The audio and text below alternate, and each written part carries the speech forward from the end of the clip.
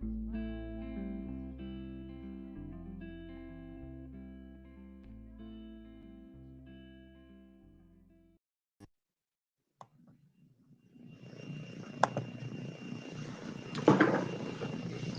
afternoon, everyone, and welcome to the 2020 Avenues for Hope campaign celebration.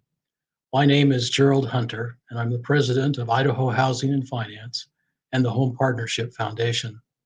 I can't tell you how exciting it's been to see the campaign results come in for 2020.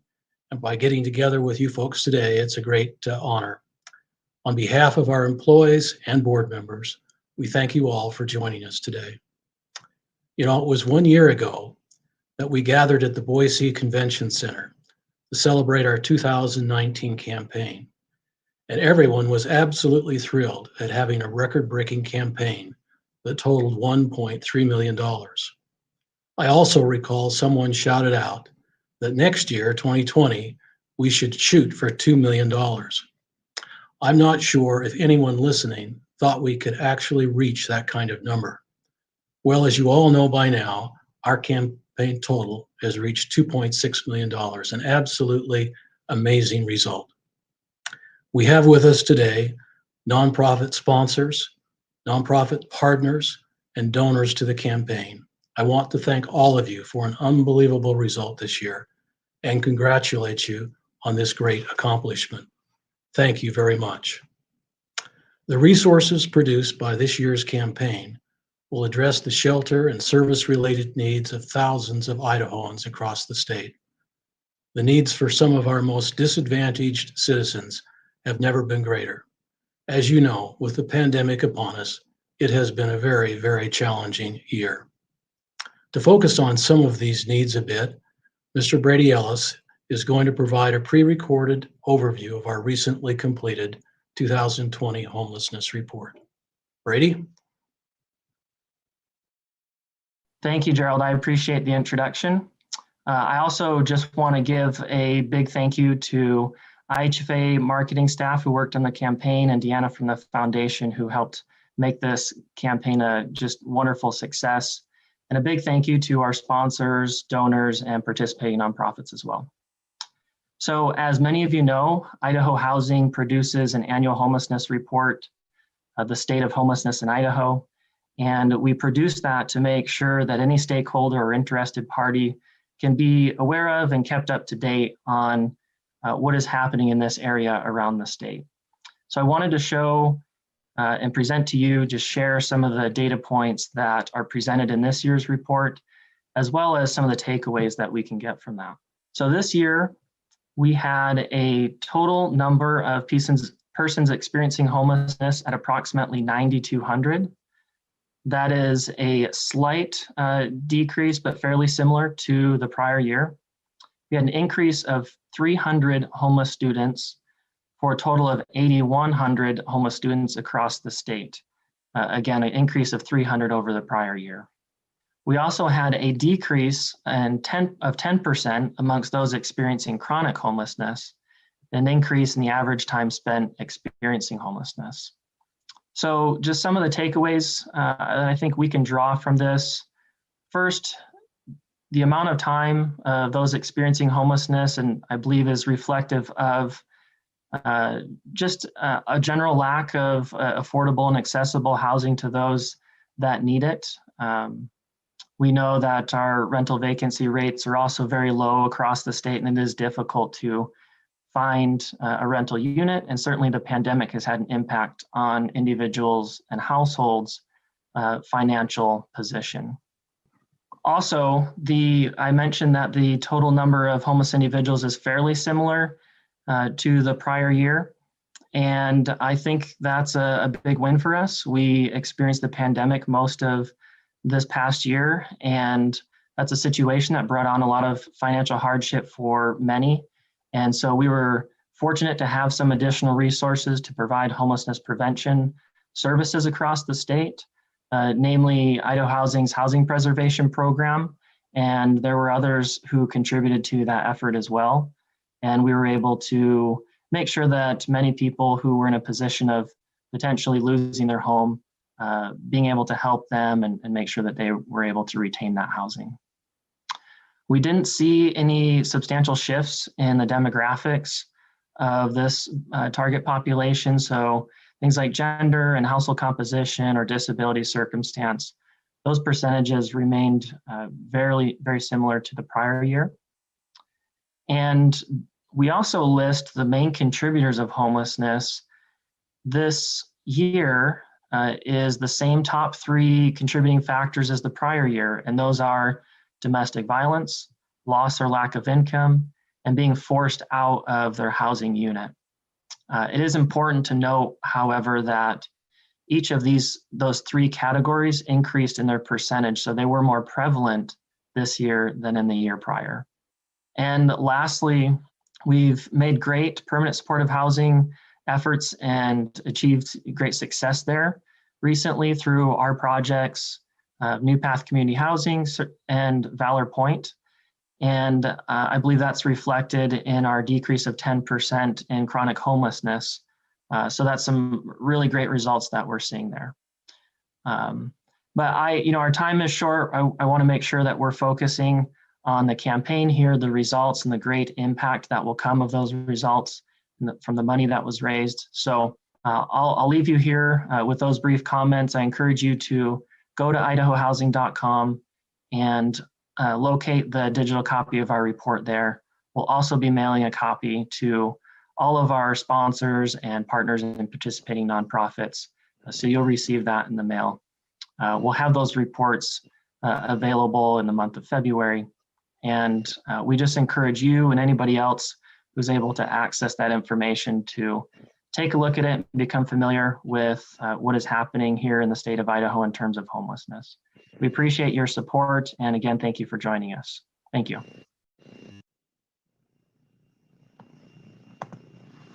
Thanks, Brady, for the great report. We'll look forward to reviewing the written report in its entirety when we can get to it. I'd like to take us back to the campaign results for just a moment or two and provide a few of the statistics that you might be interested in. First of all, of course, we've mentioned the $2.6 million raised, but that brings our total since the beginning of the program, or since the first campaign of 2011, to a total of $7 million, which we're really excited about. Statewide this year, we had 78 nonprofits receiving funding and 45 sponsors. There were 5,119 individual donors, and that compares with last year of 4,050, so a big increase there. And of those donors, 1,366 of them were brand new to the campaign. We had $309,000 awarded in matching funds and prizes, and this amount provided $2,500 of match for every participating nonprofit and 282 individual financial prizes. From a regional point of view, we had 19% of the funds go to 17 nonprofits in North Idaho. We had about 2/3 of the funding go to 38 nonprofits in the southwest part of the state. And we had 15% of the funds go to 23 nonprofits in southeast Idaho. So we had really very good regional coverage this year. There were 811 donors. This is 20% of the total from outside of Idaho. And this includes donations coming from 48 states and 13 international locations. This was truly a record-breaking campaign for all of us. And the only question that is remaining for us now is to set our goal for next year. You know, as I'd mentioned earlier, this is the part of the presentation where we had someone shout out from last year. It was the time when someone shouted out and talked about the $2 million goal that we should set. Well, we haven't established a goal quite yet, but we would encourage you to, through the chat feature, to send in your suggestions. We'd like to hear what you think the goal for next year ought to be. I'd now like to kind of focus our attention on our campaign sponsors. And to start, I'd like to recognize two of our platinum level sponsors, Micron and Regents Blue Shield of Idaho. We have some pre-recorded comments from each of them. First, from Cammie Fahler, who's the Director of Community Impact and Operations with Micron. And then following her, Sean Robbins, who's the President of Regents Blue Shield, will provide some comments to us as well. Hi, I'm Cammie Fahler, and I'm with the Micron Foundation. It's been such a pleasure to work with the Home Partnership Foundation on this fundraising campaign, as well as some other projects throughout 2020. We know it's been an unprecedented year for so many Idahoans, and we want to thank you and congratulate you for the work that you do and for the funds that you successfully raised through this campaign. At Micron, and particularly with the foundation, we transform the communities where team members live and work through our philanthropy and people. And that can take many forms, whether that's fundraising or volunteerism or even advocacy work. Our grants, programs, and volunteers all focus on promoting human potential through STEM education, basic human needs, and equitable opportunities. We know that our Idaho nonprofits play such an important role in those areas. And with the funds raised to this great Avenues for Hope campaign, we know that some of those goals can become closer to reality. So again, congratulations to you all. We look forward to the year ahead and all of the many ways in which we will work together to make the community a better place. It's an honor for Regents Blue Shield of Idaho to once again serve as a platinum sponsor for the Avenues for Hope 2020 campaign this year, alongside the Idaho Housing and Finance Association and Micron. We appreciate being part of and alongside the other 40 or so organizations across our state that have stepped up to actively support this really important work. Why does Regents participate in Avenues for Hope? A few reasons. First, our heritage. The same passion that burned in us 75 years ago as we began to support Idaho communities in their healthcare journey still burns in us and our employees today. Although healthcare has become more complicated, it's still simply about neighbor helping neighbor, very much the Idaho way. So the same thing that we started in 1946 is still very much the same thing that drives us today. It's our duty and our responsibility to the state we love and the place that we live to help each other on a healthcare journey. Second, improving our health outcomes. There's no better way to tackle healthcare costs than to make sure people are healthy in the first place. I really believe personally, and our organization believes, that people's basic needs, housing, food, transportation, these are core to health outcomes. And so supporting this type of work at Avenues for Hope is part of a larger puzzle of tackling healthcare and health costs across our state. And that's really the third point around holistic approach to health. If we can expand access to safe, stable, and affordable housing, and this is a team sport, not just a health approach, we really believe that coming together as organizations, not recreating the wheel, but building on the good work that so many other organizations are already doing, as Avenues for Hope does, we really believe that we have a way to supercharge our investments and our efforts to make a dent for our neighbors and our friends and our family. Again, in closing, thank you for being on this journey with all of us and Avenues for Hope, for your support. And Regents and all of our employees here really appreciate the opportunity to be a part of it and contribute our piece to moving Idaho forward. Thank you very much. Take care of me and my fragile heart. It's yours to keep, but it can break apart. I'll take care of you and all of your hopes. Hold them in my hands while we learn the ropes.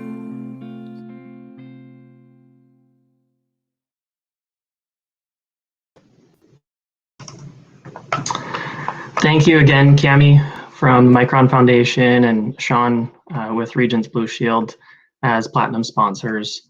Really appreciate your contributions, and a big thank you to all of our 45 generous sponsors this year. Collectively, you've supported communities and organizations all across the state, and most importantly, thousands of Idahoans throughout this coming year.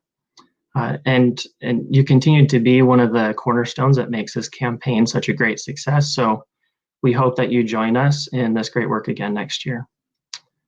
We are now pleased to announce the winners of the 2020 Avenues for Hope campaign, which is a very exciting occasion for us to get to this point. So we're going to start by meeting the leaders of organizations that received the most dollars donated and the highest number of donors. So you're going to hear from Bart Cochran, Executive Director of LEAP, and Ralph May, Executive Director of St. Vincent de Paul of Southwest Idaho.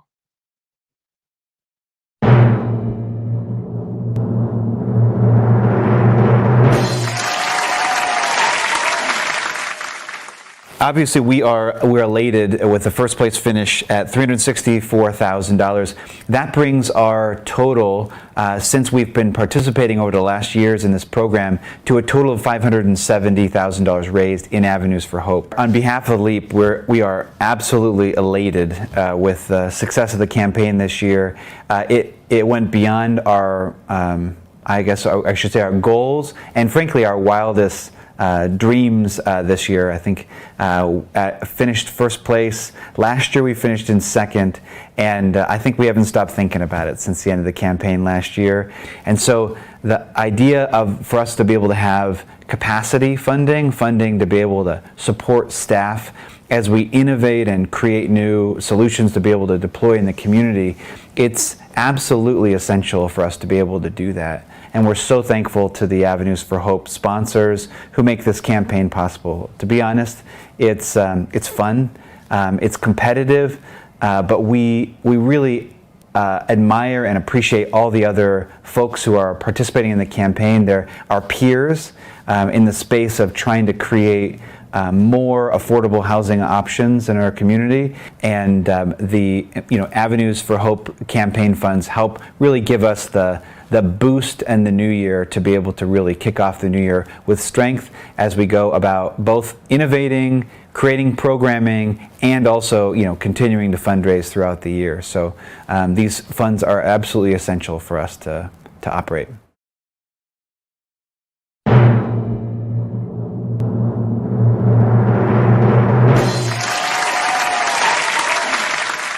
So Avenues for Hope has been such a wonderful opportunity for us. Over the last 5 years, we've raised over $473,000 to benefit the people that are struggling to stay in their homes here in the Treasure Valley. Avenues for Hope is a very unique fundraising opportunity for us. Before we started with Avenues for Hope for the first time in 2016, we had no online presence and we had no online fundraising ability. This year in Avenues for Hope, it was particularly exciting. We came in the end, we came in with the #1 in the state for the donors, which we're very proud of, and we came in 3rd place for the most money raised in the whole state also. So we're very proud of that. So the proceeds from Avenues for Hope, that's easily our largest fundraising operation to fund one of the core values and the core missions of St. Vincent de Paul, which is to address rent and utility assistance for people in need. Through our helpline system, we served well over 8,000 households last year with rent and utility assistance. And that, to me, is really important to help to keep homelessness in check here in the Treasure Valley.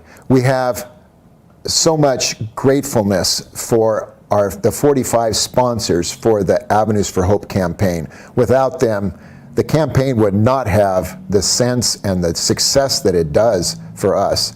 We depend on those sponsors for the prize money and the excitement among our staff. We have wonderful staff that have done so much to make this a success. And most of all, to the donors that are out there putting money in and going online and sending in checks to make this campaign such a wonderful, wonderful success.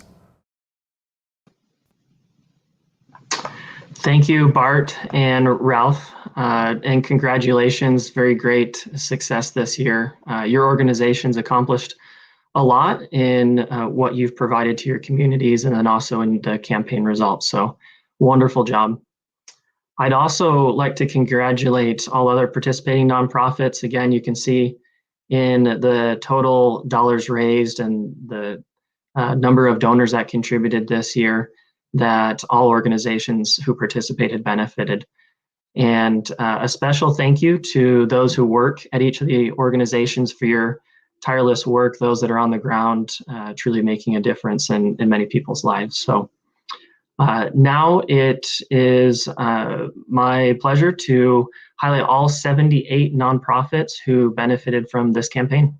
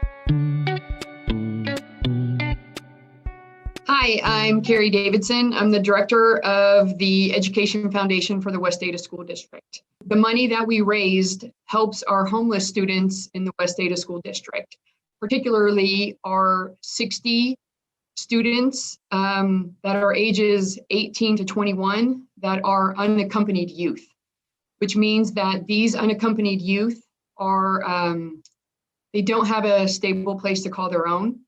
So they're either living out of their car or they are living with another family that is not their own, or they have a small motel room that they're living in. So what we will do with this $15,000 is that we will help the students. We have over 60 of them in the school district with a small monthly rent payment of $100. This $100 will help them for a month so they don't have to focus on a house payment or their rent payment. It will just help them with their studies and to focus in school. But this money goes a long way in helping the students of West Ada. Thanks so much.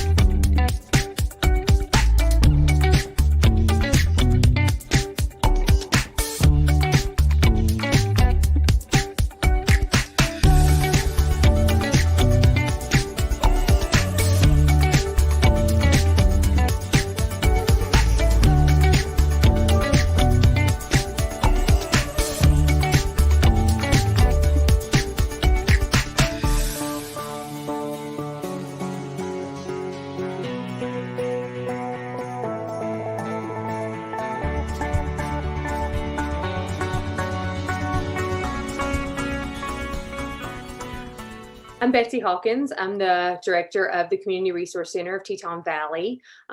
We're exceptionally grateful for funds received through Avenues for Hope. It's crucial to our organization and our mission. Not only does it help us to continue to fund our financial assistance for rent and our advocacy work, but this year it's going to provide additional funding for new housing programming. We have been donated an unoccupied home, and we're going to be able to use that for transitional housing for families within our community. So in order to do the necessary repairs and updating that will be needed before we can get the program rolling, we will need access to more funding, which thankfully has been provided through Avenues for Hope this year.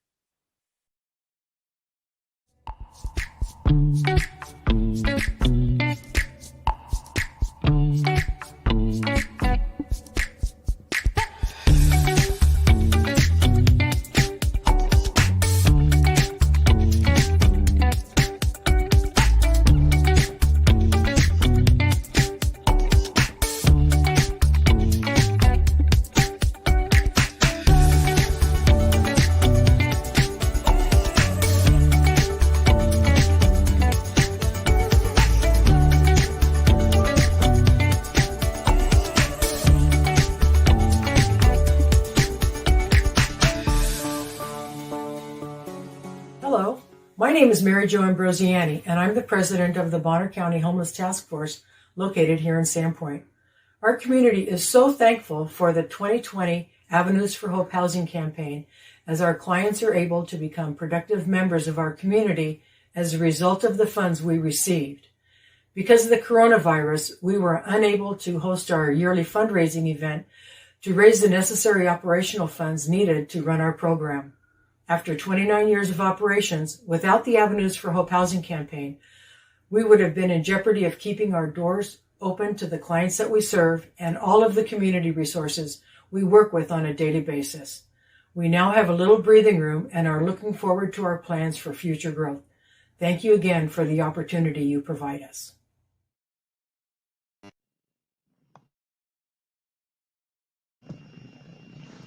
Thank you very much, Brady, and all those who participated with the pre-recorded messages. Thank you. In conclusion, as we have come to the end of our program today, I want to again thank every one of the donors, all of our sponsors, and all of the nonprofits that do such wonderful work across our state. Thank you so much. I'd also like to extend my appreciation to all of our staff that worked tirelessly to put this campaign together and carry it on throughout the state. Maybe a special call out this afternoon to Deanna Ward. Most of you know Deanna, and she was unable to visibly be a part of our program today, but she's there this past year to get the campaign together. So my thanks to Deanna as well. For those of you who would like to see more information about the campaign, you can always go to avenuesforhope.org and see all of the results that are there. And then I'd like you to mark your calendars for December 9, 2021, which is the launch date for the 2021 campaign. I saw a couple of notes come flying by the screen, one of them suggesting that our goal for 21 should be 3 million, and then another one that suggested 5 million. So we've got a couple of good suggestions there. And, you know, personally, I like the $5 million one the best, and maybe we'll shoot for that one this year. Thank you all for being a part of the program today, and thank you for all of your kind work and your contributions. Have a great day.